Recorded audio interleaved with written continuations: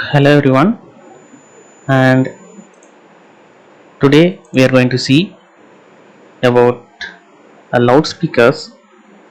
And I am Suresh Kumar from Hindustan College of Engineering and Technology, Coimbatore. And I am working in the Department of Electronics and Communication Engineering. And in our topics of consumer electronics, we are going to take the loudspeaker. So, what are the objectives we are going to see? The learners are going to be able to learn the basics of speakers and be able to understand the types of speakers which can be used for various purposes. First, what's a loudspeaker? Generally, loudspeaker is a transducer. Hope people know the transducer, which converts one form of energy to another form of energy. It may be of any form, but in this case, we are going to convert some electrical signals into audio frequencies of sound waves. Okay, your input is your electrical signals and output should be your audio frequency sound waves. This is what we are going to convert. So this is called an output transducer, and also it's a reverse transducer because it do some opposite transduction effect with respect to microphone. So it's called as reverse transducer. Hope people will know that the human hearing frequency is between 20 hertz and 20 kilohertz. So அவ்வளோதான் நம்மளால கேட்க முடியும். So our human tendency of listening to sounds are limited. That means 20 hertz to 20 kilohertz, and even this is for kids. And when a person grows up, this frequency shrinks. Sometimes it may even goes below beyond this range. So hope this is the basic structure of a speaker, any kind of speaker. It consists of a magnet, which is the foremost basic principle required for this sound action, and there will be an coil which is mounted on a suspended spider. These two are very important thing, so which produces the vibration in the air. But to keep this thing work properly, we need a skull. Skull means we call it as skeleton, so which is then with backbone. So that backbone is provided by this basket, okay, which holds all the components together by this basket, and it has a whole pieces which holds the magnet. Here it's simply a magnet. We will see the different types of loudspeaker. There the type of magnet will change, and there will be a diaphragm or drive cone, which is nothing but amplifier for the air movement. This will produce a small air movement. This will be amplified by this cone, and this complete structure is put in place with respect to the mounting ring. Okay, this is made up of plastic or some rubber material, which will be fixed in the screws in this speaker. And there will be a phase plug, which is used to prevent the dust which entering into the particular magnet or coil. So we are going to see the types of loudspeakers. Basically there are three types. One is moving coil type, and second is electrodynamic, and third one is horn type. And this moving coil is also called as cone type loudspeakers, which I have seen in the previous diagram, the same kind of diagram. Electromagnetic is the electrodynamic, and there is also horn type loudspeaker. This horn type loudspeaker is not used nowadays because the regulations given by the government should not be used in anywhere. Okay. Now we are going for moving coil loudspeaker. Hope people know the working of a motor, which is based on the Fleming's rule. When there is electricity flowing in one direction and magnetic pulse provided in another direction, there will be a movement available in the other direction, x, y and z. So in any direction, if you give the two inputs as voltage and magnetic impulse, it produces the movement in any the direction. So that's called the basic principle of the moving coil loudspeaker. It's work as the same way of AC motor. Okay, here in moving coil loudspeaker, the voice coil is kept in a uniform magnetic field that is called as permanent magnet.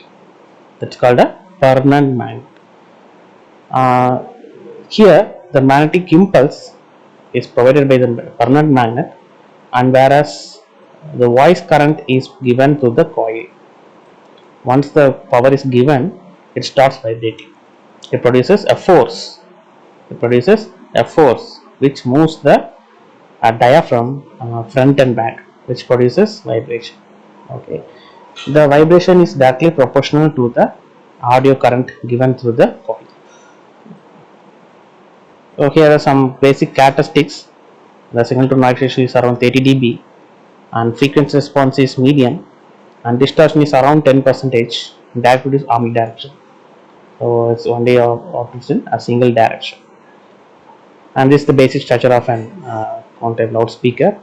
This is a moving coil type, and here you can see this is a permanent magnet.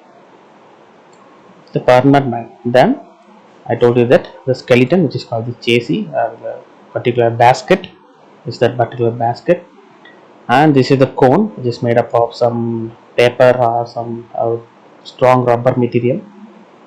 And here is the coil, and this coil is given power by this input sound waves, which produces the sound waves. This is just like ripples producing in a pond water if you throw a stone.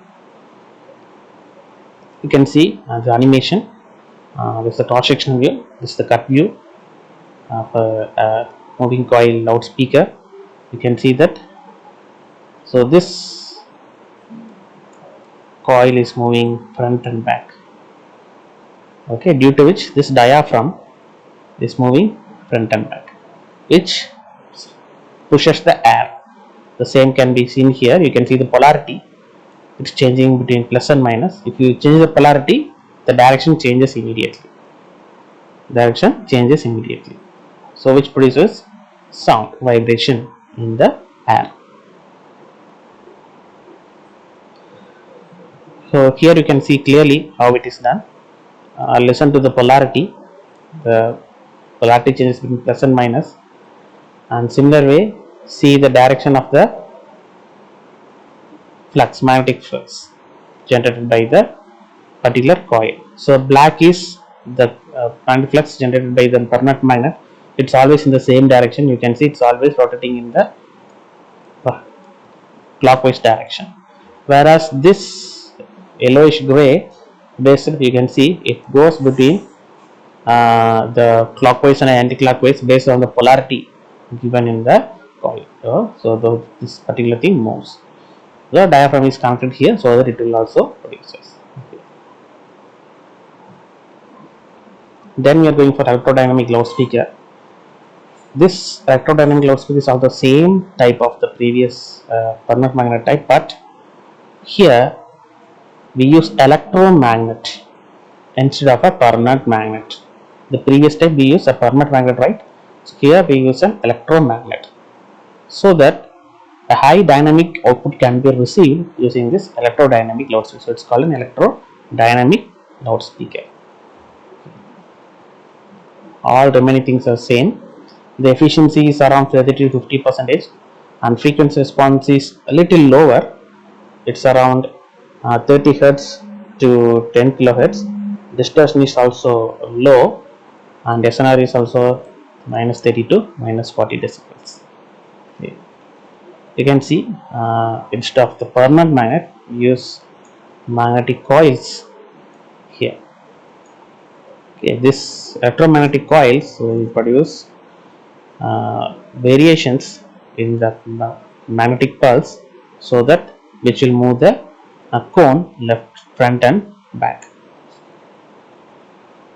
So then there is a horn type loudspeaker. As already told, it's not manufactured nowadays because of the regulations.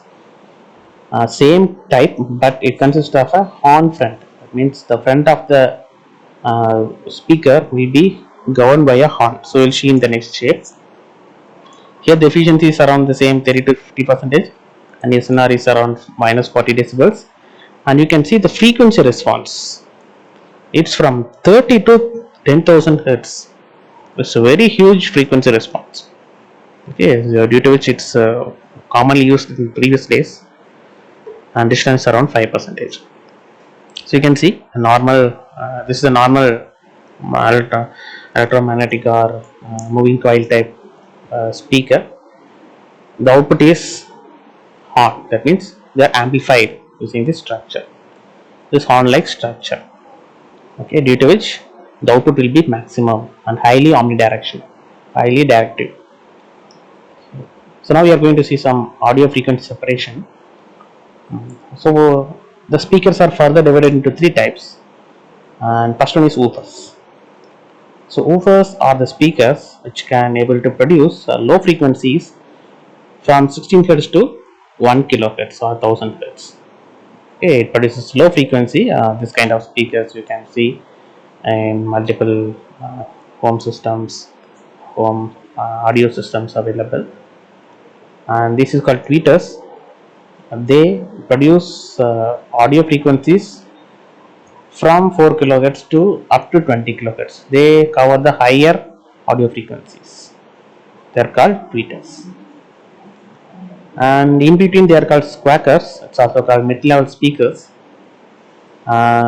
This is called squawker, and it covers the range from 500 to 5000 hertz.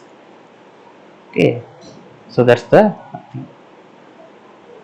And you can see we will use filters. It's called crossover network to separate the sound and give it to the separate kind of speakers.